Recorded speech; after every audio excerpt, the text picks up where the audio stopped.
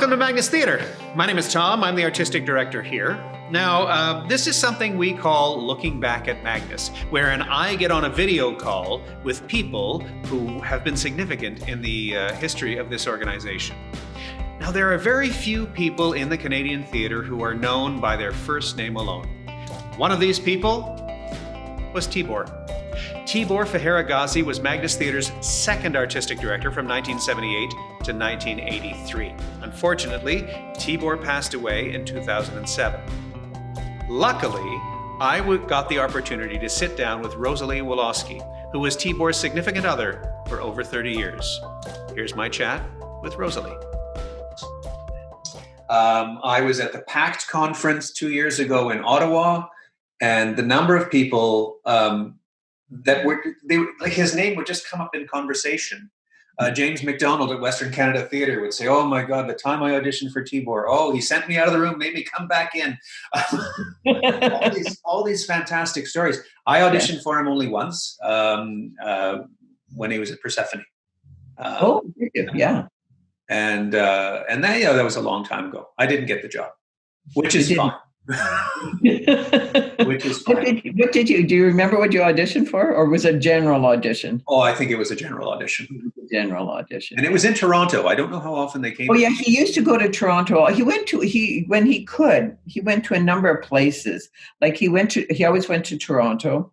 He'd go to Edmonton and Calgary. Not so much Winnipeg. But he would go into Winnipeg occasionally. Like he wanted to see the new, where there were theater schools and the new actors who were coming out. And he had his own system of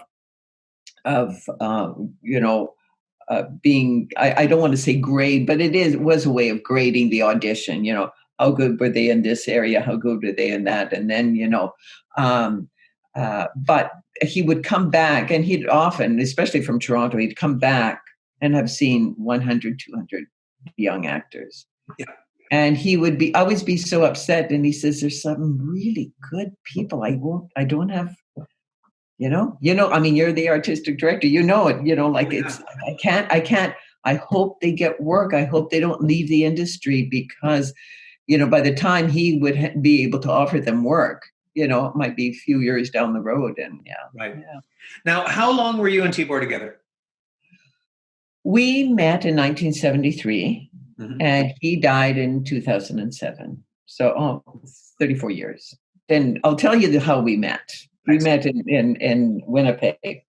I was working for the Winnipeg Tribune at the time, and I wasn't the official arts reporter, although I did a lot of the arts coverage, because back in the day, we're talking the 70s, right?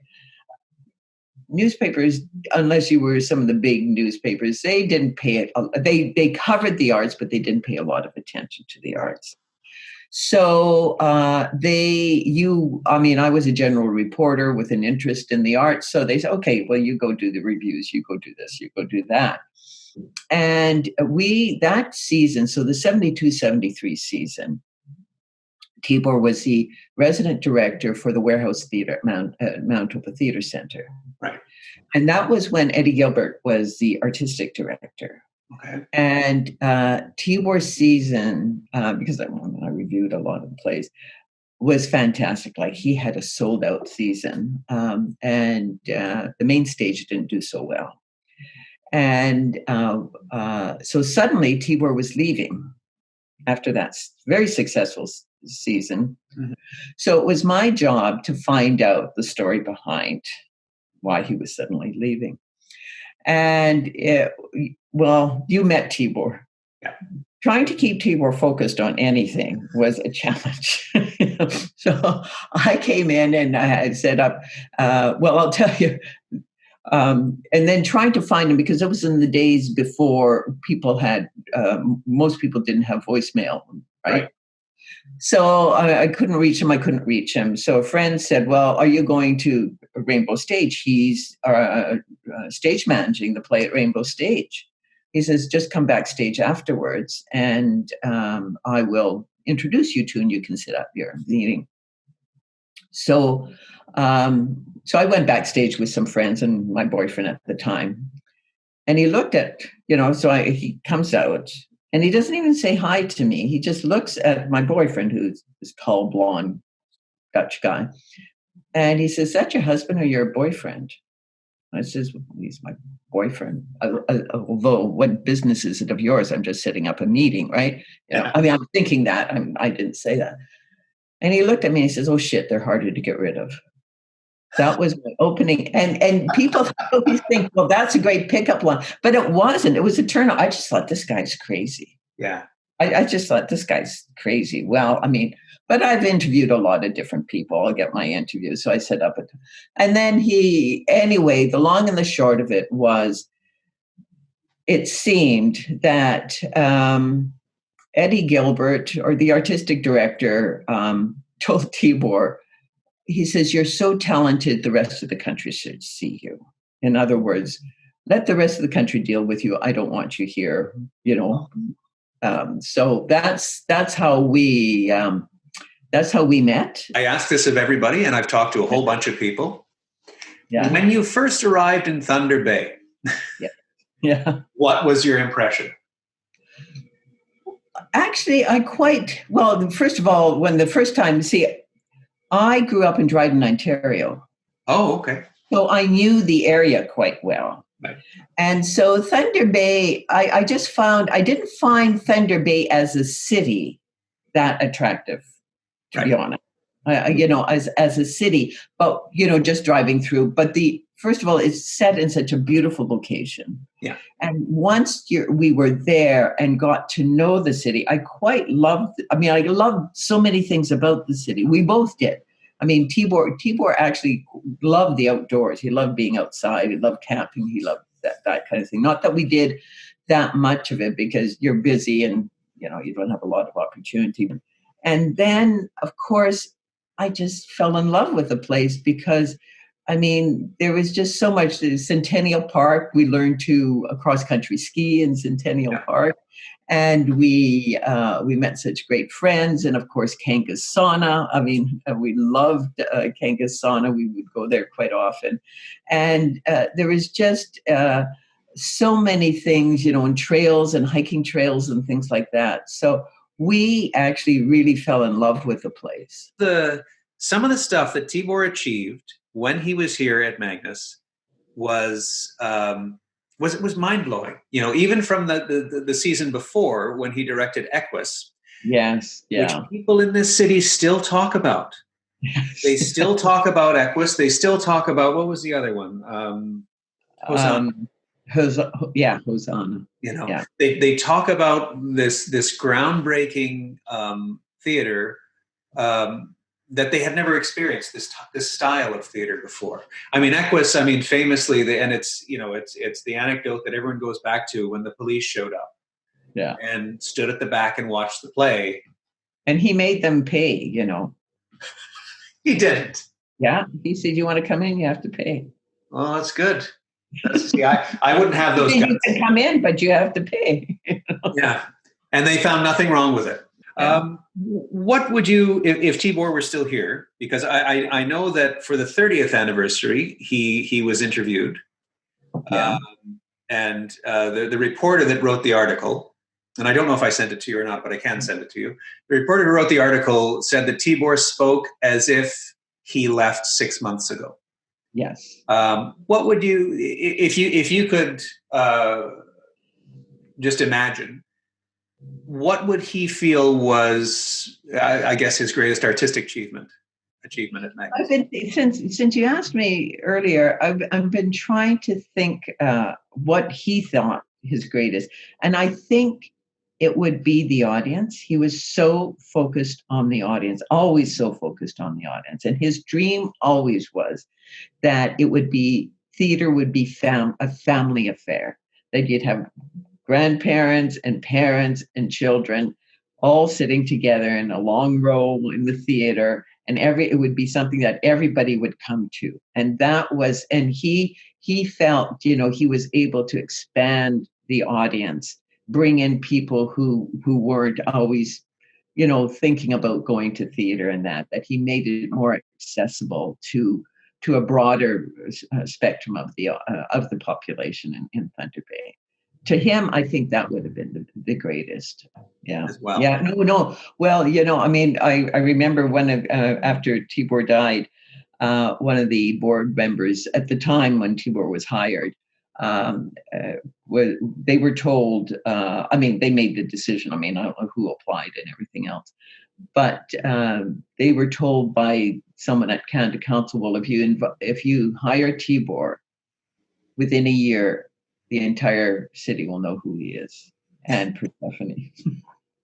Which was true, because you'd send him to the store, you'd send him to the grocery store to get something, and he'd come back 2 hours later. Like he was speaking to everybody and anybody. And often it wasn't like, I mean, they may have been at the theater, they may not have been at the theater, but he would just stop and talk to people. And yeah, I think Tibor was always a hard act to follow, because he had such a big personality, and he was so passionate. Like, I mean, it was one of the things I loved about him. Sometimes it drove me crazy too, but but he was so passionate about everything, and he was passionate about the theater, and he was passionate, and he was always at the theater. He would be there talking to the audiences that came in or when they were leaving, and as a result, he got to know the audience, he got to know the community, he got to know just how far that he could push them. If he had pushed them maybe a little too far, maybe next time he'd take it a little easier, or maybe he'd go further, like he didn't. I mean, the Equus was one thing, but he thought very carefully about Hosanna, and he felt he had been thinking about doing it for a while, and then he felt the audience was ready, that he could do it, and he could, they trusted him, and they came. The audiences here are very trusting of their theater. They know that they may be pushed into a place of uncomfortableness, but they'll keep coming back because they want that experience. They want that professional theater experience. Tibor came to directing through production management. He's one of these guys who did every job in the theater.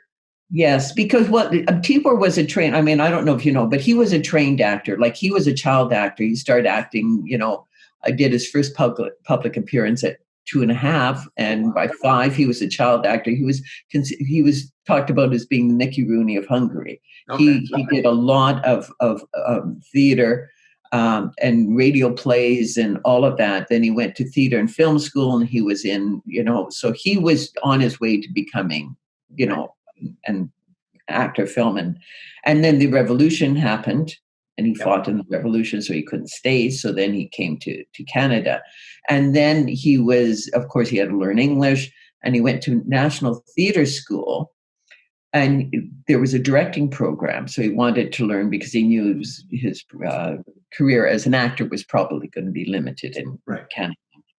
A few weeks or months into it, they canceled the directing program because there was not enough students. So then he went into the production.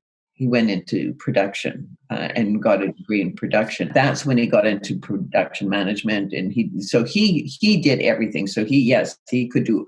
So when a lighting designer said, "No, you can't do this," Tibor would climb up there and actually do it. Right?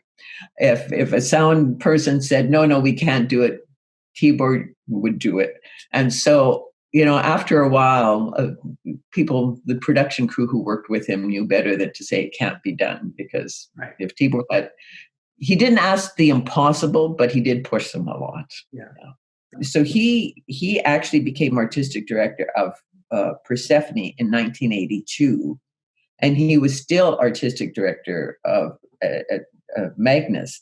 So he was flying back and forth, doing both jobs. So he was running both theaters, actually, and losing money, because he'd only take payment for the actual period he was in that city. So outside, yeah. So he was actually, I don't know if anyone mentioned it, but he was always very, very fiscally responsible. Yeah. With the theater, like when he was putting productions together, and that he had great dreams, but he always thought, he did not want the theater to be harmed by overly ambitious production. I've been delighted to talk to you, and I've been delighted to hear the stories you have of your time in Thunder Bay and of Tibor. I don't think we celebrate the artists that came before us in Canadian theatre enough.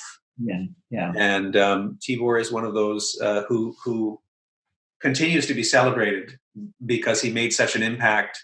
I want to thank you for doing this. I really do. I think that's lovely that you are paying tribute to Tibor in this way. That these are people who need to be remembered and celebrated. Okay, well, wonderful. Well, Rosalie, thank you very much for chatting with me. And thank you. I've enjoyed it very much.